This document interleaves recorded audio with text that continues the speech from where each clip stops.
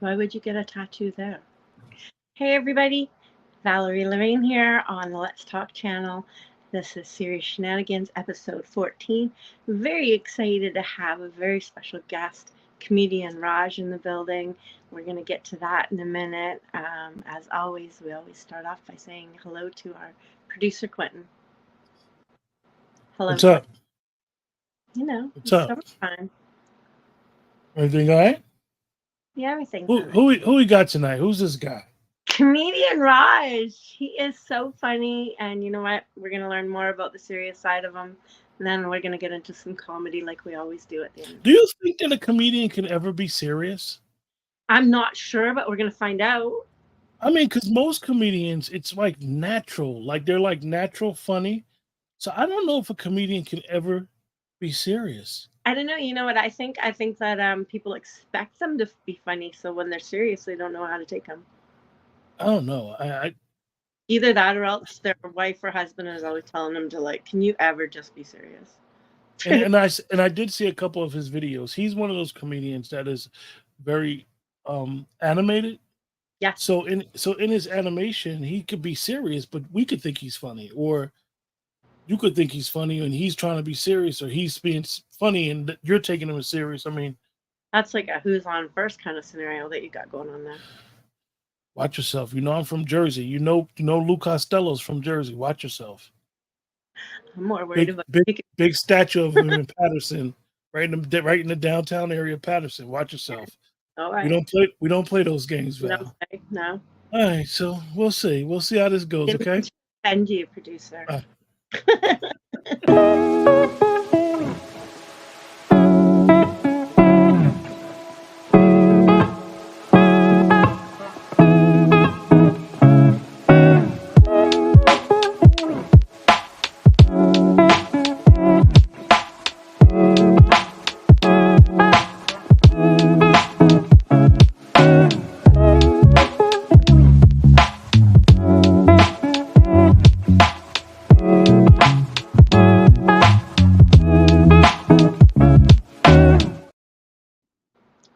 Hi, Hi there. how's it going? Good. Can everybody hear me just fine? Are we good? Yeah, and everybody can hear me. That's impressive. I don't know how many times I have to leave and come back because there's something wrong with my audio. Um, we are so excited to have you in the I'm building. excited to be here. So thank you so much for I love having me that you on. are accessible to your community. Oh yeah, for sure. I mean, it's our we sign up for this gig, so I appreciate every opportunity to do something like this. It's a lot of fun, and I get to meet new people, so this is great. Right? Absolutely. So, tell us who Raj the comedian is. Uh, I started doing stand up 21 years ago here in Dallas, Texas, where I'm at right now. We're about to kick off a new tour starting August 4th and 5th here in Dallas, and then off to Houston, San Antonio, then the East Coast. So we're going to be doing a bunch of shows out there. But started stand up, grew up in a small town called Mesquite, Texas. First my family was the first Indian family there. So got horribly bullied as a kid and um, tried to figure out. I was really, really small. I was a really small kid, and so I was like trying to figure out different ways of um, preventing the ass kicking that was inevitable. So um, I learned very early on. I think it was like 8 or 9 years old. My dad would go and get his hair cut at the same barbershop, and he would always borrow their Reader's Digest. He never gave it back, so I called it stealing. He didn't. Um, and they always had jokes in the back. And I was always intrigued by stand-up comedy. I was always intrigued by the motion pictures and Hollywood movies and Bollywood movies because my dad was a big Bollywood fan. And at 4 years old, I think I told him I was going to be an actor and just a fan of. I've always wanted to entertain, and I knew that. And I would memorize these jokes in the back of the Reader's Digest, and I would go to school the next day, and I would tell those jokes to the guys that would bully me. And I found out very early on that it takes a special kind of deranged human to beat you up as they're giggling. and so that was met pretty well. And then about 9 or 10 years old, I think I was 9, maybe 10 years old, I found I learned to do voices. So I could do like, back then I could do like Donald Duck and not a very popular one now, but I had a mean Bill Cosby, and Ronald Reagan, and like just did different voices. And I don't know if you remember, there was a cartoon, it was a Punky Brewster cartoon. And there was a little magical teddy bear that would fly around named Glomer. And he was like super popular, and the girls kind of loved that little character. And I learned to do that voice, and the girls would laugh. Like, so all of a sudden these girls were very, very nice to me. And the guys that liked those girls were very hesitant to bully me because it would upset the girls. And they wanted to, go steady with these girls and all this stuff. And I just wanted to not get beat up and make it home okay. Right. So I learned the power of, if you make women laugh, then men will laugh. And if the power of laughter and the power that women have in the nature of a relationship, I figured that out at about 10. I've never been any good at it after that, but I figured it out at 10. Is when I do my stuff to there's in some of the clips that you can see on my Instagram stuff, there's one where I'm talking to a lady and she's like telling me about her daughters and how girls can do this and girls can do that. I was like, yeah, I don't know what show you've been watching, but that's what I say the whole time. Like, I've been talking about that the whole time. And so in the power of women. And so started doing that, and one thing led to another. Went off to college, and like a good Indian kid was going to be a doctor, and decided I did not want to do that, and didn't want that lifestyle. But I started acting in high school, and was still acting in junior college, and then in college, and changed my major from pre-med to fine arts, which devastated my mother. She wanted me to be a doctor. And, got into the family business after college. And a girl that I was dating, our ritual every Friday was get off work. We'd go pick up the Chinese food from the same place, and I would rent whoever's special. I'd go to Blockbuster. If anybody out there remembers them, I would go to Blockbuster and rent whoever special was out. And that's what we would do on Friday nights. We'd eat Chinese food and watch comedy specials. And she took me for my Christmas present to the Improv in Addison, Texas. And on stage was this Indian guy who was a local guy. And I thought she had taken me to see that guy. I didn't know he was the opening act. I didn't know how any of it worked. And I was just gobsmacked. I was like, I didn't know that, like, we don't do this. Indians don't do stand-up. And so I talked to him after the show, and he's like, there's this workshop that you can take here. Can't teach you to be funny, but it can teach you how to structure a joke. And at the end of the 8 weeks, you get 5 minutes you get a 5-minute set that you've worked on, and then you get to perform on stage here at the Improv. And that sold it for me. Legends have been on that stage. So I did the workshop, and I was supposed to do 5 minutes, and it went really well. And coming off stage, it was supposed to be 5 minutes with applause breaks and laughs. It was 7 minutes and 54 seconds. I'll never forget it. It was April 14, 2002 at 9:35 is when I went on. And I came off, and somebody's like, I have this cable access show, and I've got, I run this open mic, and I run this show, and I do this, whatever. And I was just, okay, I'll come do that, and I'll come do this show, and I'll come do that show. And here we are 21 years later. Wow. Yeah. That's an incredible story. And you covered a few things for me, because I was going to ask what kind of child were you? Were you very serious, or were you the class clown? But it sounds like I wasn't. I wouldn't call myself the class clown. I was very. I I still do love learning. And so I was very. When class was going on, it was very much about class, and at recess and at lunch and things like that.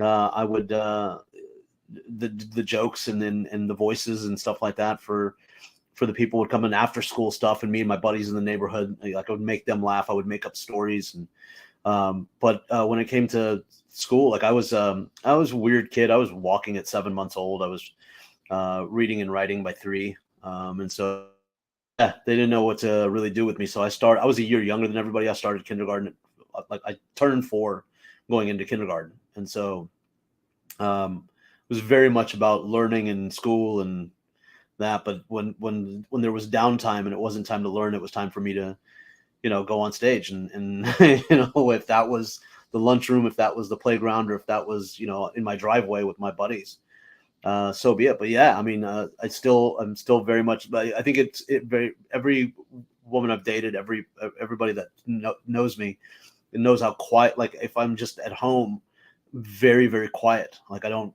talk a lot. I don't say a lot. Like you wouldn't know I was there. Like if it wasn't for the fact that it was on like Investigation Discovery, or Dateline, or whatever People Magazine investigates, like that's how you'll know I'm home. Otherwise I'm just sitting there, just Stuff. yeah, yeah.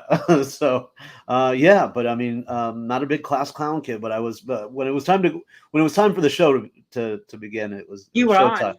Oh, I was on, and then Uh, when the bell rang, that was like getting the light. Uh, when the bell rang, it was like that was my time to wrap it up and get back in and go on to, because I gotta get into a good school. I gotta get into a good college. So right. you know Right. what I mean? Which is not the concern of most third graders, but when you No, have immigrant parents that tell you, you have to, studying is the most important thing. So, exactly. So, at home, was there a lot of comedy, or was it very serious? you know, Did um, your comedic endeavor was your own? Maybe what's that? Say again? sounds like your comedic endeavor was your own, or was No, I there? mean my mother was wickedly funny. My father was my dad, I think, invented the dad joke. Um, I'm pretty sure it's credited to him. Like he would tell the same one over and over again, and then he did this thing where he, with every joke, would repeat the punchline twice. I don't know why, just but for emphasis, like he would just always. But he was very nerdy fun, like not nerdy funny, but like clean, like very like didn't curse. And my mother was the exact opposite, which for Hindu Punjabi families is not the Not heard of. norm. So it's supposed to be like the men over in the corner, like telling the raunchy jokes, and the women over there just gossiping. And it was the other side of things. Like I would hear like my mom tell these extremely graphic, dirty jokes. And I'm like, oh, mom, all right. And then Huh? my dad was like, it was like, FedEx and UPS have merged. Their new name is Fed Up. Fed Up. And I'm like, heard it the first time. I don't know what the emphasis is. But then I had, and I you would, classics. Like I watched the Three Stooges with my dad. I watched Charlie Chaplin with my dad, and I watched Laurel and Hardy, and things like that, and Abbott and Costello, and so stuff like that. And then I had a cousin who had come from India when I was about 12. He came to live with us to study, of all things, dun, da, da, da, computers. And he was older, and my parents would go to dinner parties and leave him to basically watch us because he's from India, he's from the motherland, so he's a good kid. And the first dinner party they went to, he's like, "Don't tell your parents I rented this." And we watched Delirious, Eddie Murphy, and I years later saw him. He lives in Vegas, and I was at the Tropicana performing at the Laugh Factory there, and he came to see a show. And we started talking about how I was like, do you remember that time you rented Delirious? And he goes, "Yeah, I always knew you were going to be a comic." I said, "Why is that?" He goes, "The rest of us were dying laughing, and you were watching it like a professor giving a lecture." Because you would stop and be like, "So why did he say that there? Like, why did he use that joke? And why didn't he say this? And does he get paid? And how do you do this?" And I had all those questions at like 12, 13 years old. And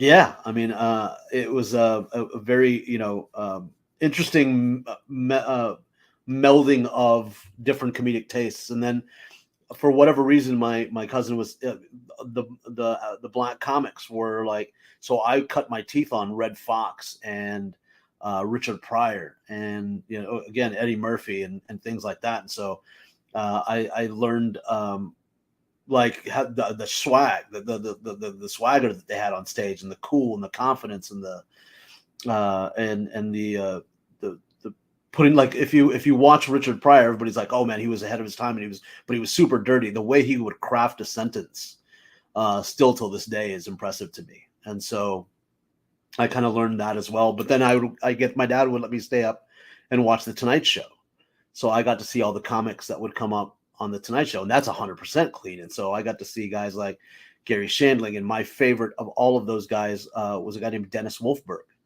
And a lot of people don't know him. He was a New York City school teacher for 20 years before he even got into stand-up. And he was one of Carson's favorites. He, I think, had done 14 or 15 appearances. And, this was back in the day that if you got Carson, you got a deal. You got a sitcom deal. And he had done it 14, 15 times. And he finally got the holding deal with NBC. And I think he had one with Fox as well. But I know it was one with NBC. And he was on tour and was complaining about headaches. And him and his wife, when they went to the doctor, and inoperable brain tumor. And he didn't say anything. And this was just classy. He didn't say anything. He didn't make it public. Like back in those days, like it's not like now. Like if somebody has the sniffles, if Kylie Jenner stubs her toe, we all know. Yeah. But you just didn't see Dennis Wolfberg again. And when he passed, his wife issued a statement, and that was it. That he had passed away at home after months-long battle with a brain tumor. And I still go back. There was a great moment that I had at Mark Ridley's Comedy Castle in Royal Oak, Michigan.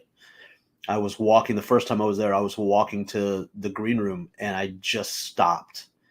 And it did make me kind of misty-eyed, but there's Dennis Wolfberg's headshot that he had autographed.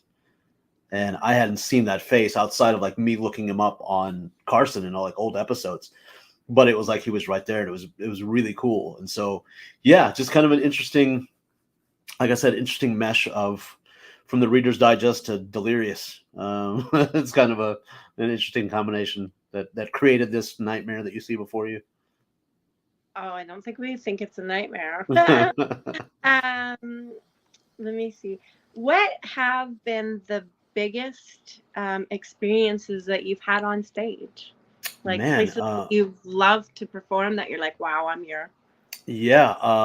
If in a million years, if you would have told me that, I would be 4 years into stand-up, or I think it was 4 years into stand-up, that I'd be performing at Caroline's on Broadway. That's unbelievable. The Comedy Store in Los Angeles. And then, Ireland was one of my favorite moments in 2009. I got a chance to go over to London and Ireland and do shows. And that was wild. Dubai has been just, that's a city that you got to see once in your life. It is just, it's amazing. And it's, you can see where all the money goes. It's all there. But I think for me, going to India and performing in India starting in 2013, I think most people don't realize this because they hear me talk, but I speak Hindi and Punjabi fluently. And going over there, and that's where that's where my parents are from. And going over there, and like, my mother had already passed when I started doing shows in India. But my dad was still alive, and getting my name in like the Times of India. My dad secretly like kept those. I would bring the newspapers back home, like the articles that were written about me, and like the Hindustan Times, the Times of India, the Deccan, the Deccan Gazette, which is in Bangalore, India, or the Deccan Herald, sorry, which is in Bangalore, India, like stuff like that. And he kept those. And if he lost one, he would print it. He would find it in the archives online, and he'd print it out and keep it. Like, he's like, that's a really big deal that you got. But yeah, I think that for me, that moment, like in New Delhi, when I did my first show in New Delhi, it was, touch wood, it was completely sold out. And it was one of my favorite moments because it was sold out. But you could tell like a lot of the people didn't know. A lot of people who were scalping my tickets didn't know who I was. And I remember outside, I was just, I had just gone to get something to eat. And I was bringing it back into the venue, and there was a guy standing there, and he's like, hey, I got 2 tickets for this much. It's 2. And I just kind of pointed at my poster. And I'm like, hey man, that's me. And he's like, and it's India, so they don't care. He's like, all right, man, move it along. I got tickets to sell. And I was like, that's hilarious. He tried to scout my tickets to me, and then when I was like, hey man, that's me, he's like, all right, keep it moving, buddy. I got business. I'm cutting into his sales. But I think for me that was one of the biggest moments. That and there's a legend in our business. His name is Tom Rhodes, and he's a brilliant comic, and he's a even more brilliant human being. But he knew that I was going over to England and Ireland on my own. I had nobody over there to help me with stand up, and he's like, "Come work with me." And I remember spending my 7-year anniversary, 5 a.m, drunkenly walking down the street of Belfast. There's no cars. I think it was like Sunday morning, like at 6 a.m, or maybe even a Saturday morning, 6 a.m. We're just walking down the street, and we have a bottle of Jack Daniels that we're just sipping out of, because the shows went so well the night before, and it was just crazy, and fans wanted to come out and party. And I just thought, like, if you would have told that 13-year-old kid that was watching Delirious, right, like, this is going to be him years later walking down the streets of Belfast, and then on to Dublin, and then on to London, where my parents both lived for 17 years, and doing shows out there, and then on to India to do shows out there, like I would have never imagined. So every chance, I know it sounds corny as all get out, but every show I get to do is always exciting. But those were the landmark moments. So, of course, and I mean, we'd expect you to have them, but yeah, I'm sure that every new show is ultra exciting because you're still doing what you love. Yeah, for sure. So I was gonna ask you, as a child, well, you've already answered that. So, and your parents wanted you. Okay, sorry, I'm like trying to. I'm like, okay, we answered that. How much joy and satisfaction do you get from making other people laugh?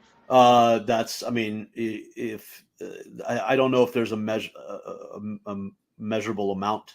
I don't know if that number exists, but there's it's not about numbers or sellouts or seats or ticket prices or any of that.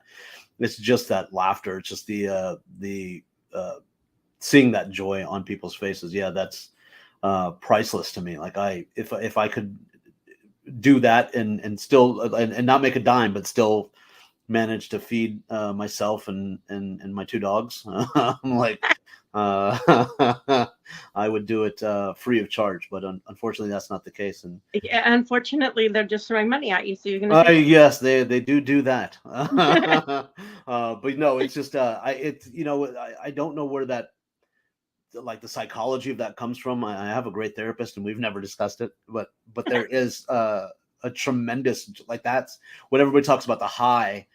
I don't know what their experience, like, that is the high that I'm talking about, not like the applause or like, that was a great set. That's always good, and I will take the time to pat myself on the back if it's a good show. But just that pop and that laugh, because for me, most people don't realize that when you applaud, when you clap your hands, that's an that's a voluntary action. It's not involuntary. Like, it's not like you, like, blinking, like you have to do it. When you hear something that's that funny that you have to put your hands together to express that, like, that puts me on top of the world, because that is something you can actually fight. You can choose not to do it. Right. But then you've experienced something that makes you laugh that hard that you're like, you know what? All right, I got to give credit where credit's due. And so for me, that's the best. I love it. When life gets tough, we all know, no matter what, there's something that comes along, right? When life gets tough, what carries you through these times? Wow, that's a great question. I never thought about when life gets tough. What carries me through? My mom. She battled cancer. She had leukemia, and she battled that for 15 months. And no matter how bad a day got, you wouldn't have known. Like, you just wouldn't have. Like, she just was such a champ. And it was like, okay, well, there's tomorrow. So tomorrow, maybe I'll feel a little bit better tomorrow. Or if there was, her having difficulty eating or whatever it was when she was on chemo, she wouldn't tell you. And that lady was a product of war. She was in the war between India and Pakistan when she was 7 years old. Wow. Stabbed in both knees by soldiers and left to die, and lost her sisters, and reunited her whole family at the age of 7. Like it's a very wild story. And you just learn, like, somebody's got a worse day than you. Yeah.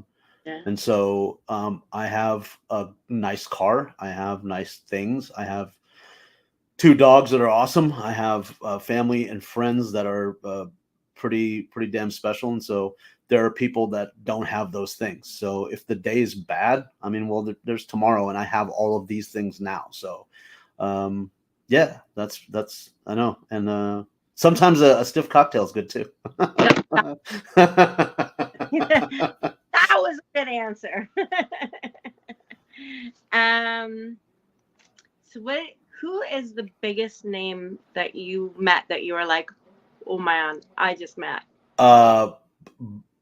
Bob Saget for me was like that. It was the first time I'd ever gone to the Laugh Factory.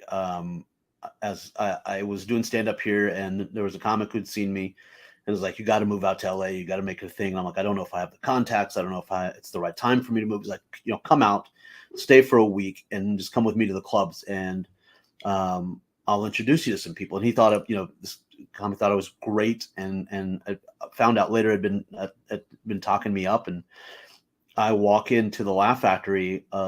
It was a Friday night. It was, I think, 11:30 is when I was told to meet him there. And we walk in, and the first person I meet is Jamie Masada, who owns the Laugh Factory, who was best friends with Michael Jackson. I was a huge Michael Jackson fan growing up. And I remember him from, unfortunately, the trials and stuff. And I remember that name, and I'm like, okay, this is kind of cool. This is wild.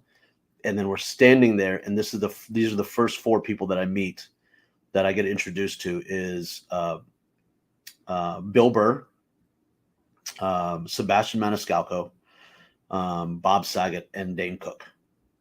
And that's the first 4 people. And I remember I could hear Brian Callen, who was the one who kind of discovered me here in Dallas. I hear him go, "Hey, the kid from Dallas is here." And Saget was about to go up, and he just kind of leans over. And I'm like, "Oh my God, that's Bob Saget." That's the guy from Full House. This is wild. And he goes, "So you're the one." And I was like, "What?" And he goes, "Brian's been talking you up, man. So you're the guy?" And I was like, "Oh, okay." And he goes, "Yeah, so you're the comic." I was like, "I am." He goes, "I feel so sorry for you." And it was just a ball bust, and it was great. And then one night I get a call, and this is probably one of my favorite moments. As I get a call, and they're like, "Hey, can you open it was a Tuesday night. They're like, "Are you free to do the 8 o'clock show?" And I was like, "Yeah." "Who am I opening for?" They're like, no, there's a host, but you're going to feature for Tim Allen." And that was pretty cool. And it was, so in the Laugh Factory, when he's there, the upstairs, there's a lounge upstairs, and that's his, and it's him and his manager and his manager's assistant and the opener. They've known each other forever. And so I just go, they're like, "You can go upstairs if you want, because you're on the show." And I was like, all right. I just kind of sat in a corner, and I'm just watching, and it's hilarious because he is very much Tim the Toolman Taylor, in the sense that there were light bulbs out on some of the lamps in the lounge, and he was just checking the light bulbs to make sure. And he counted how many light bulbs were out and told the owner. It's like, there's 6 light bulbs out. And like, he was like legitimate. Like, if you need me to go to the hardware store, I can go get some bulbs real quick. So, I went up, and I did my thing. I did my set, and I get off stage, and he folds his hands like we do, like as Indians do. He like folded his hands, and he just whispered in my ear. He goes, "You keep staying that funny." And I was like, "Okay." And he leaves normally after his set. He always leaves, and his manager's assistant, or his second manager, and they're they were the same company, came up and was like, "We'd like to talk to you about possibly representing you." And I was like, "Oh, I'm represented by the Laugh Factory, but we can always talk, and if something goes If I decide to make a move, I will. And we're meeting at the Daily Grill in Studio City. And I'm on the phone with my girlfriend at the time, and I'm like, hey, Tim Allen's people. And I'm like trying to be a big shot. I'm like, Tim, Tim's people, Tim, oh, Timmy. And my phone beeps, and it's his manager. And she's like, hey, so Daily Grill, we're in the back. Tim's here. And I'm like, who? And she's like, Tim Allen is here. I'm like, oh, I didn't know he was going to be part of the meeting. She goes, neither did I. And walk in, and we just sat there and talked religion and politics for an hour. And he is a big fan of Ganesha, and I have Ganesha on my keychain. And Ganesha is the remover of all obstacles, and I have a little Ganesha on the dashboard of my car. And he's been, Tim's like, I've been drawing this Ganesha since I was a kid. I was like, that's cool. And so the next time I was in India, I bought him one, and I brought it back, and I gave it to him. And then my manager at the time calls, and he's like, hey, so Tim Allen just gave you a shout out on Twitter. And it was like, thank you so much for your great comedy and this wonderful gift, and had a picture of it. And so those moments were very cool. And obviously, like at the store, at the Laugh Factory, like I brought up Chappelle, and I got to go to his birthday party, and that was pretty wild, I have to say. But Dane Cook is always, crowd favorite, and got to know him, and been to his house on 4th of July to watch the fireworks in LA. And so there's those moments. And for me, like the biggest compliment, I don't know if I'm going long, I apologize, but for me, the biggest compliment there's a guy named Lowell Sanders. And I might get a little choked up when I say this story, but Lowell Sanders is legend. Like he like legitimately like flies around with Tim Allen. And we're at the Laugh Factory in Long Beach, and I do my set, and he's, he walks in, and you just kind of wave, and he kind of does a cool nod. And I get done with my set, and I've gotten this compliment a lot. And it floors me every time it happens, but I get it a lot. But I'm walking off, and I get waved over by him, like, come over here. And I sit down. He goes, that was a great set, man. That was a great set. I was like, thank you. He goes, you reminded me of a friend of mine. And I go, oh my gosh, who's that? He goes, oh man, a good friend of mine. Your mannerisms, the way you pace, sometimes the way you inflect, is my old buddy Richard Pryor. And I literally was like, you have to stop. Like, there's no way. Like, those are shoes I can't fill. And I got a little misty-eyed, like I get a little choked up now. But every time he sees me, he hugs me, and he goes, "What's up, young Richard?" And that's how he hugs me. And so, of all of those people, that's great. But that compliment still sticks with me. So, yeah, That's amazing. yeah. That was like so much more than I expected. But Okay, sorry if I took too much time. best answer, because it was like all encompassing, incredible. So I'm excited about this question, because I want to know a time when somebody was really starstruck over you. I don't know if I don't know if anybody's been. There was one moment, and it just made me look cool. I don't know if if it was a starstruck thing, but it was pretty cool. I was in India, and I was in Bangalore, and I was with my girlfriend at the time, and my opening act, and I was like, let's go out on. It was around 4 o'clock. The show wasn't until 8. I was like, let's go grab a drink and some snacks or something, and chill, and I get to know him a little bit better. And he was on afternoon radio in Bangalore. Like, that's a pretty big deal, FM radio. And he's like the guy. He's a young kid, good looking dude. And we walk into this bar, and Valerie, you would have thought the Beatles had walked in. Like, people started screaming, and I just look at him and I go, look at you, buddy. Like, hey man. He goes, yeah, man, I'm on radio. They have no idea what I look like. And this one guy starts quoting the Jesus football joke, the playing football in high school joke. He goes, you're the Jesus football guy. And like, people are like going bananas. And I walk over, and they're like, I go and sit down at our table, and it was kind of a cool thing on part of the club. Like, they had a little security guy kind of stand like by our table, and my girlfriend at the time was like, what is going on? I'm like, I have kind of a big deal here. And you know, and and this guy's like, wait, he's like, can you take some pictures with us? And I was like, yeah, man, this is great. And I took some pictures, and it was very sweet because as amazing as people can make you feel, there are those that can make you feel humble very quickly. And this lady came over, an older lady, sees what's happening, and she leaves her table with her husband and kids and whatever, and she walks over, like, excuse me, can I have a picture with you too? And I was like, yeah, sure.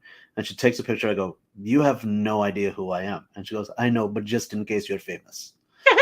And I was like, that was awesome. Yeah, But I famous. I was on a flight, and this lady who was sitting next to my girlfriend at the time, they just struck up a conversation and said, you know, what are you doing in Dallas? She's like, you know, my boyfriend lives in California, so we're on our way back. And she goes, you know, what were you doing in Dallas? She's like, oh, you know, I was visiting family, and then last night we went to this comedy club, and I saw my favorite comic ever. And she goes, oh my God, who's your favorite comic? And I guess she'd forgotten that we had done a show the night before. And that lady goes, Raj Sharma. And I just leaned forward past my girlfriend and go, hello. And that lady just started crying. I was like, oh, please don't do that. And I'm like, especially on a plane, I'm a brown dude. Don't start crying. Like that. So yeah, she had bought all of my merch, like my t-shirts and my DVDs and this and that. And she just bought them. So I signed all of them, and I gave her like one of the ones that I keep just for myself. Sometimes I don't sell it, but I just gave her one of those, and that was kind of a starstruck moment that I had, which is very nice. Most people just come up and like, hey man, you're that guy, right? I'm like, Yeah. Okay. Yeah. Like, sure. Like I was at this barbecue place in Dallas here a couple of days ago, and this guy, empty bar, like the bar is empty, and I'm just waiting for my food, and this guy goes, so you're him, right? And I go, that could be a lot of things, buddy. I don't know. He's like, you know, the comedian guy. And I was like, yep, that's me. And he just sat down, and he's like, you're funny. And then just started watching ESPN. I was like, all right, this is great. So there's more of that than with those starstruck moments. But anytime somebody comes up and says hello, that's always pleasant. So I would think that it would be heartwarming until it gets weird, right?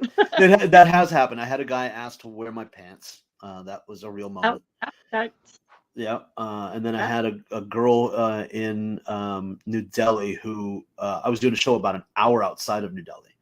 And I stay in New Delhi in that particular hotel for a reason, because it's away from all the clubs, and it's really close to my dad's and our family home. And she sent an email saying how great the show was. And I respond back to everybody. I'm like, thank you so much. I'm glad you had a good time. Thank you for coming out and supporting. And then another email comes right back, and it's like, I just want to know if you want to meet for a drink. And I said, you know, thank you so much. I appreciate it. But I've already left and I'm back at my hotel. And she said, I know. I'm in the bar downstairs. And if you want, I can. This was a gangster line, but I just put because this was just crazy. But she goes, I can, you can meet me downstairs at the bar. Or I can bring the bar to your room. And I was just like, wow. And I just shut my laptop, and I was like, that's kind of cool. How did she figure out where I am? And that's when I was like, oh, that's a crazy person. And so I just kind of stayed in my room the rest of the night and didn't leave. And I ordered, and I stay in that hotel all the time. And so I ordered room service, and like, you know, we're all waiting for you downstairs at the bar to come have dinner. And I'm like, no, there's a person in there. They're like, we can get rid of her. I was like, don't do that, because then it would make her feel bad. No, then you'll know the whole situation. So let her just enjoy, and I just won't respond. And please bring me my food and my drink up here. So Can I service and security? yeah. Extra requests. Oh, that is awesome. So I'm just going to take a moment, and I'm going to thank everybody who joined us. Whether you joined us live to come on. I've seen some people commenting. I know that other people are still watching, but they're not logged in, so they're not commenting. Or if you're watching this on replay, we really appreciate you being here. We're interviewing comedian Raj, so you can get a hold of him to watch all of his stuff on Instagram. And he's on there as comedian Raj. He's got a big page. He's got a lot of his humor up there, so go and check that out. Right now we're on the Let's Talk station, so go ahead and hit like and subscribe, and hit that notification bell as well, so that you get notified of all the shows that we have going on. Really hope that you're enjoying the show. and we are going to continue on. All right. Oh, Can I answer? Can I answer Sheila's question here? Because yeah, Sheila, sure. she just said how many open mics did it take for you to get comfortable with your material, and enough to build your entire act. I was a stage actor, so I was comfortable on stage. It was just the material. Like if a play sucked, you always blame the playwright. You know what I mean? So, but in this case, like if it's me that bombs, then it's me that bombs. And so you got to kind of take that into consideration. I was always very comfortable on stage. The first 20 minutes of my act, I think I wrote in like 2.5 months, 3 months, and polished, and it was good. The next 40 minutes to get to the hour was about 5 years. And I was like, why is this taking so long? And it's because I think early on you get that 20 and you're like, you know what? I'm getting work in town. I'm getting work on the road. It's 20 minutes. You know, most corporate shows are 20, 25. And I'm not ready to headline yet. And I'm not trying to not trying to like sidestep to get to that place. And Right. so it was many years, but I was comfortable pretty much from the jump, just being on stage. But it was getting used to me being the one, it being my words, and I'm to blame if it sucks. So that took a while. And that would push you to be great because you know that there's Yeah, nobody to fall back on, right? Can't go yeah, back and start, getting all mad at everybody else. It's like, this is on me. yeah, Yeah. for sure. So one of the questions I have is, do people have an expectation of you to be funny Yes, all the time? yes. Okay. But I think I set that expectation for them, Right. right? So expectations are always set by ourselves, and so if they say, you know, how you are on stage is how you have to be off stage. So I like to talk to people. If you come to my show, I'll tell you, like, I will, you'll get to know me and I'll get to know you. Because as intrigued as you are about the show, I'm more intrigued by your story. Like, what, you know, where are you from? Right. What do you do? Like, what is, you know, if you have a day job, like, I will stitch you a cape. You're a superhero to me. Like, that is, especially if like you're a teacher or law enforcement or firefighter or doctor, nurse, like that stuff. I'm like, I'm just a goofy clown up here juggling juggling words. But yeah, I've gotten that a lot. Like, hey man, you're quiet. And I'm like, yeah, but I just talked for an hour and a half. Right. So can I just get? Right. And usually, like when I get done with the show, before I go out and do meet and greets or whatever, like for about 15-20 minutes, I just sit in the green room by myself. And I just, I'll just sit there and watch whatever's on TV and kind of decompress and eat a little bit of food and then go back out and turn it back on. And so, yeah, but there is that expectation. So yeah, it's Yeah. interesting. It freaks people out when they're like, "You're quiet." I'm like, "Yeah." Right. Well, we're no different here. So, Yeah.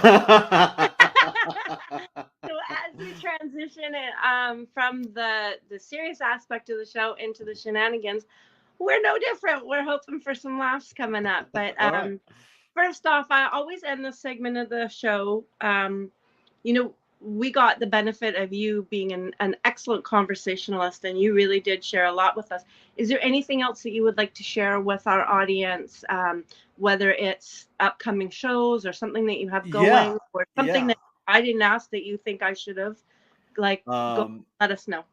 yeah. I started new, I went viral on Instagram, which, Yeah.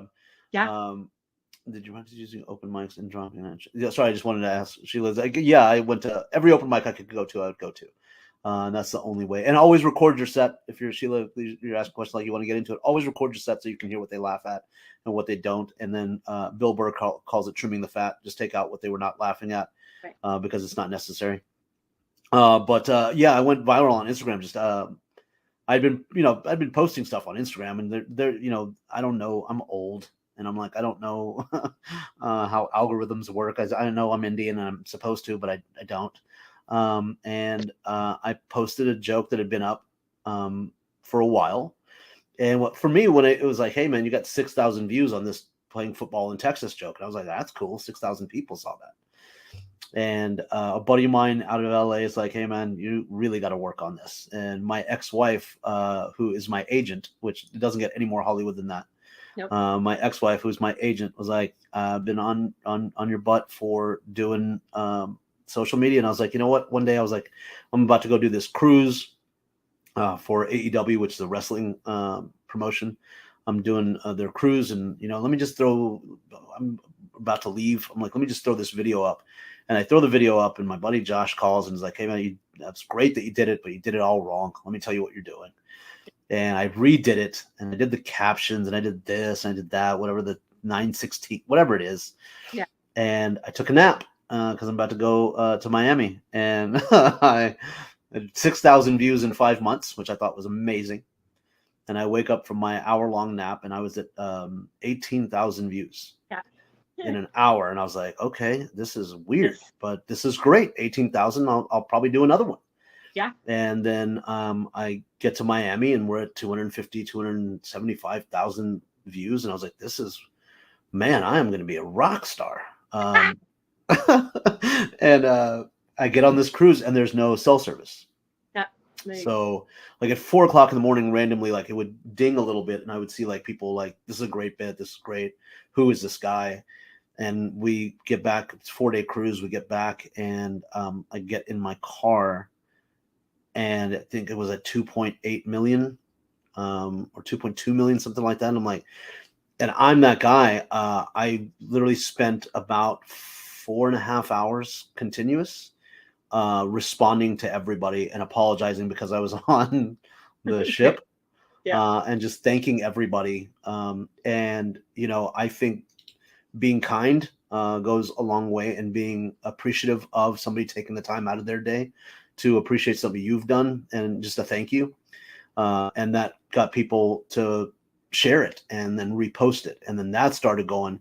And by the time I got home, it was, I think, 4 million views. 4.8, I think, is where it's sitting now, because I've re-released it and edited it and copied it down and done different stuff. But it goes anywhere between that one's got 4 million and then 2 million. So the whole viral thing happened. I went from 1,200 followers on January 31st of this year to now today, I think we're at 63,000.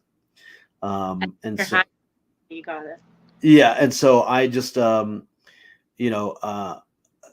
new tour, because of that, my agent, ex-wife agent called and was like, hey man, you need to ask your fans out there, I say friends, your friends out there, what cities you need to come to. So I did that the other day. I asked, I just put it out, a little video on Instagram, what cities, and we got a lot of love from so many places all over the world. So I'm starting my new tour here in Dallas, Texas. It's August 4th and 5th in Dallas at the Dallas Comedy Club. Then we go to Houston, August 16th, I believe. And then August 20th, we're in San Antonio, Texas. And then in September, we kick off, because I'm just working on the new tour. We kick it off in Washington, D.C. So so those dates will be up here. So we go DC, Philadelphia, Boston, Stamford / Bridgeport, Connecticut, and then we do Orlando, Tampa, Miami, and that's just September. And so October is getting into like Arizona, Oklahoma City, all that, and then we go the international. So we start off November, mid-November. We start in London. We're doing London, Singapore, Hong Kong, Bangkok. Yeah, I know, Dubai again. And I did make a promise to one guy who was the first invite I ever got to Barcelona. And I said, you know what? I will make sure I get there. I don't care if he's the only person in the audience. Nobody's ever invited me to do stand up in Barcelona. So I did promise that guy. I was like, I'll be there. Like, you have to show up. Like, you can't just not be there. But yeah, and if there's, be kind. I don't know. Rescue dogs, don't buy them. No. Rescue dogs. Both of mine are rescues. And the breeders or whatever it is, the puppy mill stuff. Like, I don't know how to get into that. I just think there's a lot of dogs that need homes, and be kind to each other. And thank yous go a long way. And if you are feeling bummed and you're feeling down, I knew immediately. It was after my mom passed away. I started having panic attacks, and I knew I had one panic attack. I was in Vegas, and I made this poor cab driver run every red light from from Caesars to UNLV Medical Center, and I was just having a panic attack, and that's what they told me, and I went immediately and got into therapy and started sorting that stuff out. So, if you're having a bad day, if you're feeling, there's people to talk to, there's people that love you, and just reach out, watch something funny, get out of the house, get out of your pace, and then just I don't know, be nice to each other. I think that's a lot easier than being mean. It's true. I don't know. And you know what? You hit it all there for us. You just you took an entire season and wrapped it all in. Brilliantly done. Thank you. Val, they have a surprise for him. Oh no, what happened? Sorry? They have a surprise for him. I was just gonna say, from The Voice in the Sky, would you please play that video for us? Look at, and I think it's maybe not so much a surprise for him. He was there when he did. It's the same way we look at you guys when you come to the spelling bee.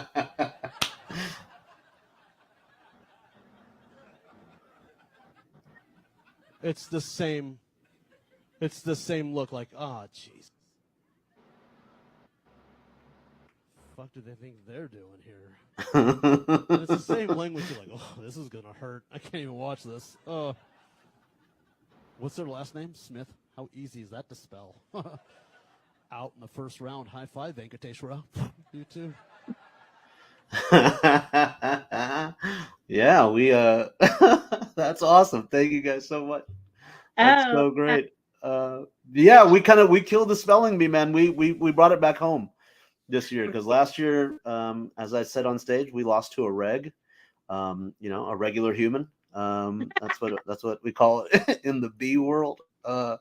She was just a regular. She was like, I got bored, and I was like, man, these kids are slipping these days. Like, we just 17 years undefeated, and then the 18th year there's a 5-way tie, and then there was one out of the 8-way tie. There was an 8-way tie. Of the 8, 7 were Indian.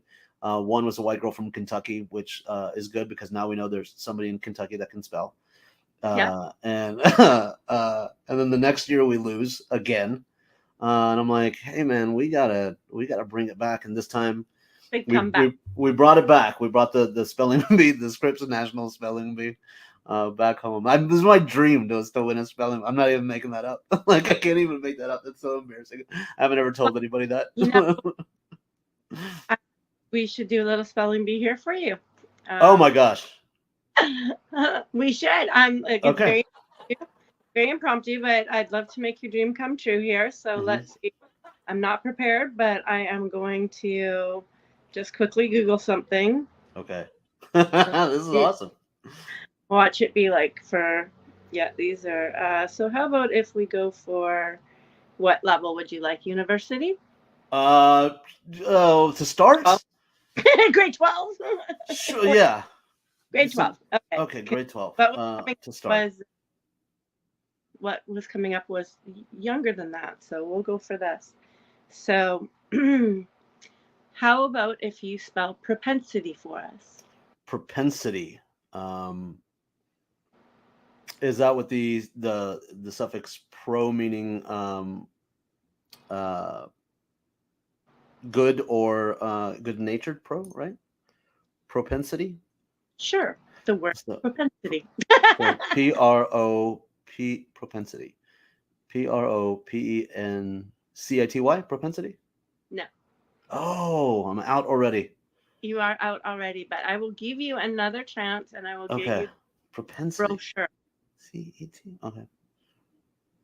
Brochure. Brochure. B-R-O-U-C-H-R-E. Say it one more time. B-R-O-U-C-H-R-E. Yeah, no. Brochure? No. Hold on. Brochure, brochure. No, it's B-R-O-C-H-U-R-E. C-H-U-R-E, yeah. Yes. Sorry, brochure. I got ahead of myself. That's okay. We should have. I did. Yeah. Yeah. But you know what? We did it. Yeah, I'll take one. I'll take one half of my attempt. I haven't had to spell anything in a while. Well, yeah, and you know what? you are all about speaking, so it would take you, like, you'd have to step back into it. So I this was just know. a practice run, but it was fun, right? Yes, that was awesome. Yeah. Thank you so much. And you can always say, like, I had fun on Serious Shenanigans with Valerie This was Levine. a great show. I will uh I will plug it. A lot of people for me are on the West Coast, and so I'll plug it for them. So when they're watching it on the replay, I'll make sure for them to comment and say thank you. This was a really, really good show, and it was very, very well done. I really appreciate you having me on. It was a lot of it was a lot of stepping out. You know, when you have to step out of your comfort. You know, a lot of podcasts and a lot of interviews and a lot of talk shows or whatever are throw up questions, like you basically are lobbed. You know, you know the questions. They usually give you the questions before you get on the air. And this was great, and it made me think a lot. And Yeah. you know, I haven't thought about some of those things in a while, but this was fantastic. And anytime, I'm so glad whoever it was dropped out that you had time for me. So I know.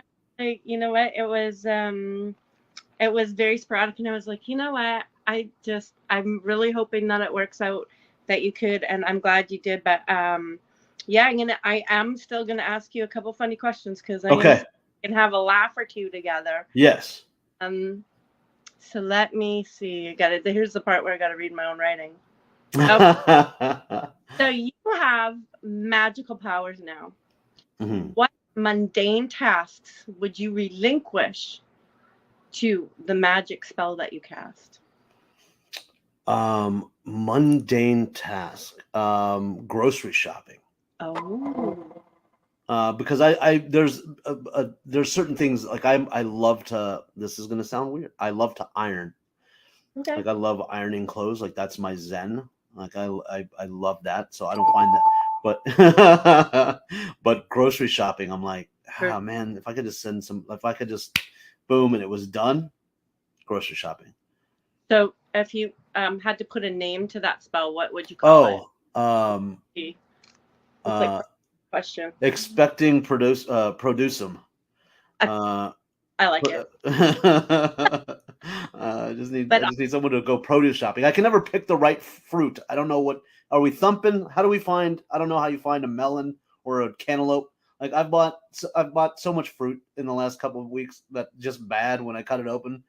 And people are like, "Well, how did you thump it before you got?" I'm like, "I don't know what I'm listening for." I did, yeah. I clicked on it, but I don't know what. Yeah. You answer. You know, what sound am I looking for? Right. Okay, so you travel a lot. I need to know, what is the most inconvenient thing that you have ever forgot to pack? Oh, I always do this. I mean, I always leave like my ex-wife would have she'd have a list that she would make, and then we would read it when I got back home of what all I've left on the road and what all I forgot. So I always forget a charger, always, always, always. And then when I do go to that city and I leave, I always forget that charger. So It's not yours, right? They're just it borrowed. I bought the charger for somebody else, whoever's in that room, but I always forget. And hairspray, I will forget hairspray.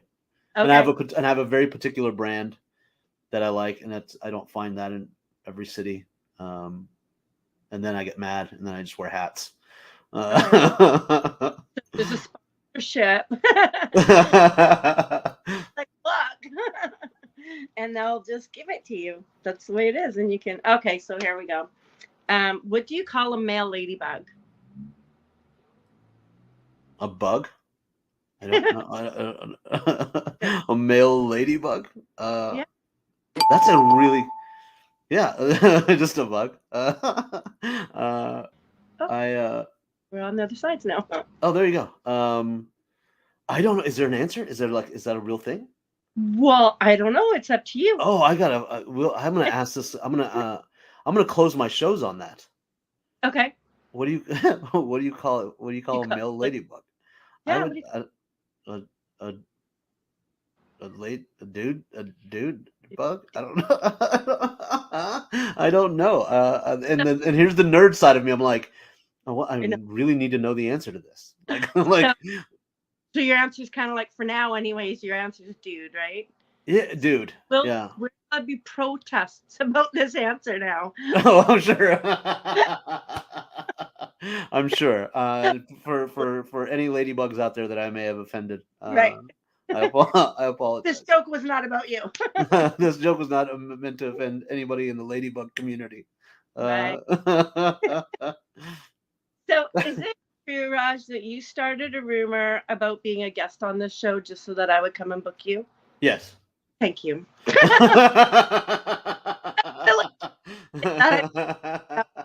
That's how I that's how I get most of my work. Is right. I trick people into giving it to me. What, Uh, what do you mean? Did I send an email saying I was Russell Peters? My bad. Well, I'm here now, and he's Indian. I'm Indian. me. Well, you know what? We always strive to leave our guests with something very special. So I just want to let you know, like, oh boy, my producer and the whole management team, they're always on me about trying to like give away stuff and all that for prizes. But it is true. I'm pretty generous. So I have Okay. arranged an Amazon gift card for you. Oh my And gosh. whole 26 cents. So, spend it how you wish. But we That's have if you said it was 26 cents, I was like that was meant to be, because that was my jersey number when I played high school football, when I got knocked out and saw Jesus. and full That joke was came out of it was that. Full joke came out of that. yeah.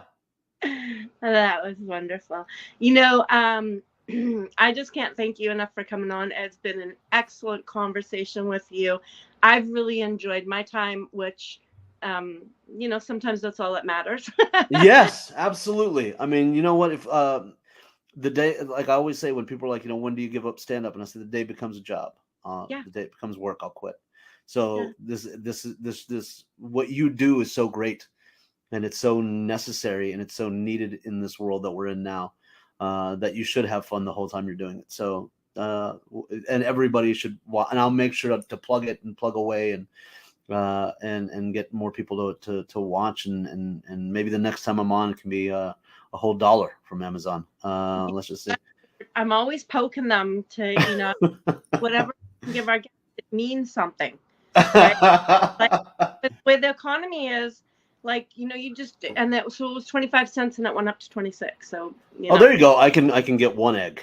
right. Yeah. There we go. I can get one egg. What to say, but all I can say is that I try every week. You are awesome, Allie. And they're always like, well, we could cancel your show. I'm like, really, for a penny? That's awesome. Well, thank you guys so much for having me. This was wonderful. I appreciate it. Thank you. So what I'm going to do now is, I know you're going to stick around, but I'm just going to thank everybody once again. It's always a pleasure to have you coming on, whether it's in replay or in the room. And we have been here tonight with comedian Raj. It's been an extra special episode and an evening and time well spent. Thank you very much for joining us, and we will see you next week. Good night, everybody.